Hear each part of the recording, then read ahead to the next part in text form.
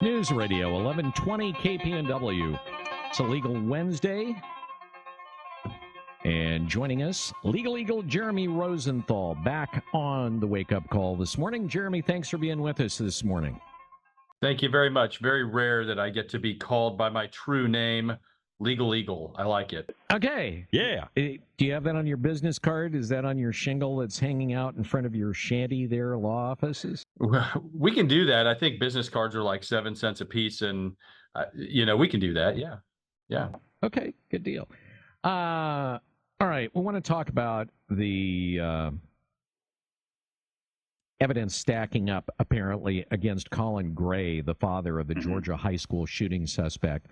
He has been charged with murder, manslaughter, and now child cruelty in that particular case after his 13-year-old went in and shot up at Georgia high school.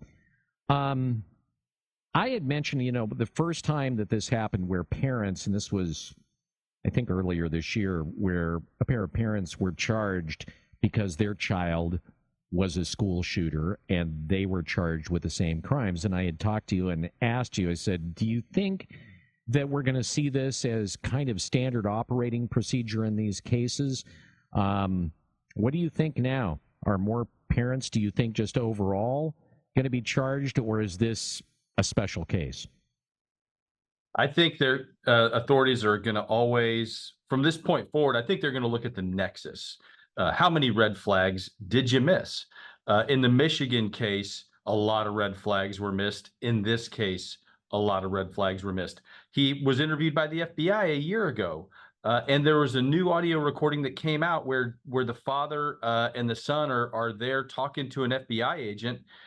So the father was on direct notice of this, and then he goes out and for Christmas buys the young man a weapon.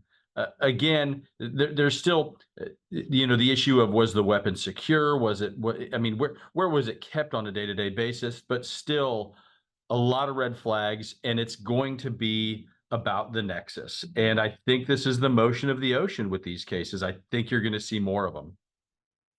Where is the child cruelty coming from? Creative prosecution. And this is a bit of, it is.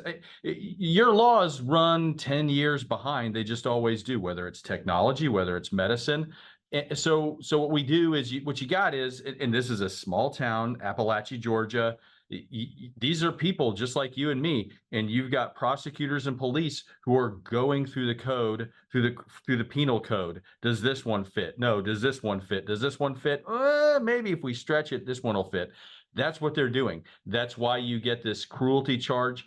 But the murder charges and the second degree, the lesser murder charges, those are going to be more problematic. But probably at some point, if this is going to be the trend, the legislature is going to need to step in, maybe kind of clear up these laws just a touch. Well, I'm just,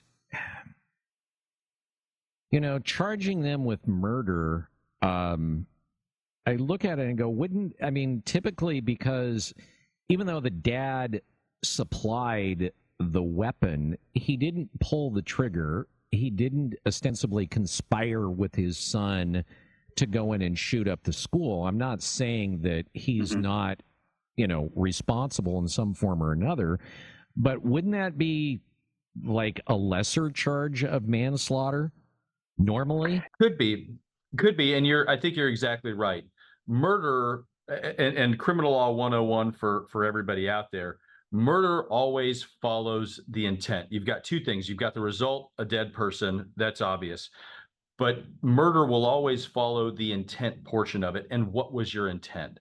If it's premeditated and something that's calculated, and there's other aggregating factors, then it could be a capital murder. If it's a complete accident, then it could be manslaughter. Where does this fit, right? Where in that spectrum does this go? They didn't charge him with a first-degree murder. They charged him with a lesser murder. But to your point, they didn't charge him with manslaughter, which maybe that's more appropriate. So again, you kind of, at some point, you let the jury decide this, which is why, again, when these laws lag behind 10 years, they just, again, we're always solving yesterday's problems. That's just what we do. But that's why it might be more appropriate for the legislature to come in and say, okay, if it looks like this, if there was an unsecure weapon, if you've missed mental health flags, if all of these things happen, then Dad, you are guilty of whatever you want to call it, and that sentence range is this. That would be a little more fair. There would be a little more due process there, and I think we would all feel more comfortable with that. Do you think that there's any move in the Georgia legislature to maybe clarify those particular laws? You would hope so, and a part of it is going to depend on the result here. So if the defense is successful here, I mean, there's going to be a lot of anger in this community towards these people, and that's the one mistake a prosecutor can really make. These police came out and they instantly said, "We're charging him as an adult, the shooter. We're doing this, we're doing that, we're doing this, we're doing that." Very aggressive, and they're responding to the civilians, but if you overcharge, if you're too aggressive and you miss, and there's backlash, then certainly you could see a legislative response here. I think that's how these work. All right. Jeremy, always love having you on the Wake Up Call. Have a great rest of your day. Thanks for being with us, Legal Eagle. That's me. Or just look at my card. Thank you. All right. Take care.